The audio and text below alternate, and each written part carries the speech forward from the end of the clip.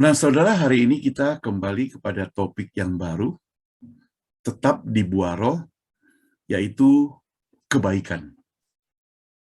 Kebaikan dalam bahasa aslinya Yunani disebut sebagai agathosune. Jadi, agathosune ini berarti kejujuran hati dan kehidupan kita. Ada keunggulan. Di dalam kebaikan itu ada keunggulannya. Fokus kita kepada Galatia 5 ayat 22-23, tetapi Buaro ialah kasih, sukacita, damai sejahtera, kesabaran, kemurahan, hari ini kebaikan, kesetiaan, kelemah lembutan, dan penguasaan diri. Nah, sebenarnya saudara, di dunia ini ada banyak orang yang baik. Ada banyak orang yang tahu berbuat baik. Ada banyak orang yang melakukan yang baik. Namun, praktek kebaikan saja tidak cukup untuk diwujudkan sebagai buaro, saudara. Karena perbuatan baik kita bukan berarti buaro. Kebaikan di dalam buaro adalah kebaikan yang berasal dari kejujuran hati. Coba kita koreksi diri kita masing-masing, sama seperti yang tadi kita bahas ya.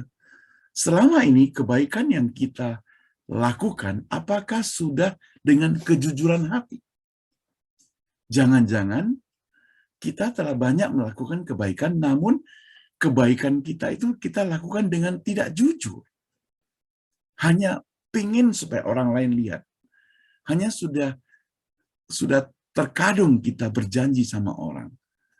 Karena terlanjur kita orang yang top, orang yang populer, orang yang terkenal. Sehingga kita tidak berani, takut berbuat salah. Bukan karena kita melakukan kebaikan, tapi takut dicemooh oleh netizen, oleh orang-orang yang kita kenal, oleh penggemar kita, dan sebagainya. Kita perlu koreksi. Kita berbuat baik kepada orang hanya sekedar saja, asal orang lain melihat, asal dipuji, bahkan kebaikan kita masih tebang pilih, saudara, kepada orang-orang tertentu saja. Harus seiman, harus sesuku, harus sama kampungnya, harus sama bahasanya, dan sebagainya. Bahkan kita sungkan memberi kepada orang yang tidak kenal. Soalnya memang di zaman yang jahat ini ada orang-orang tertentu yang mau memanfaatkan kebaikan orang. Sehingga mereka mengambil kesempatan untuk mendapatkan keuntungan yang besar dari perbuatan baik orang lain. Jadi, orang ini perlu dibuat jerah. Melainkan kita perlu waspada kalau bisa sampai orang ini bertobat. Dihukum atau ditangkap. Nah, kunci seluruh hukum bagi orang percaya sebenarnya, saudara, kasihilah Allah dengan segenap hatimu, dengan segenap jiwamu, dengan segenap kekuatanmu, dan disempurnakan dengan kasihilah sesama manusia seperti dirimu sendiri.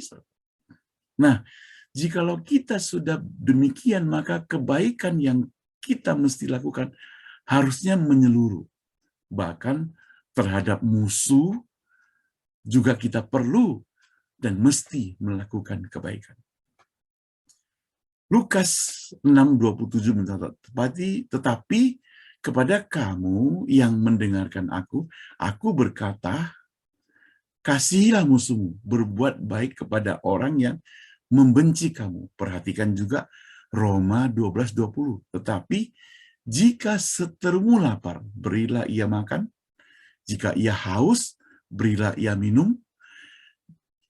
Dengan berbuat demikian, saudara, kamu menumpukan bara api di atas kepalanya.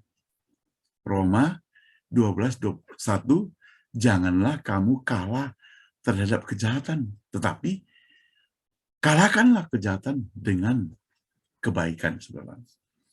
Ingat, saudara, bahwa kebaikan yang kita lakukan belum tentu menyenangkan orang. Kebaikan yang kita lakukan mungkin bisa dibenci orang. Bahkan kebaikan yang kita lakukan bisa saja dilupakan orang, saudara. Ingat, nggak masalah itu.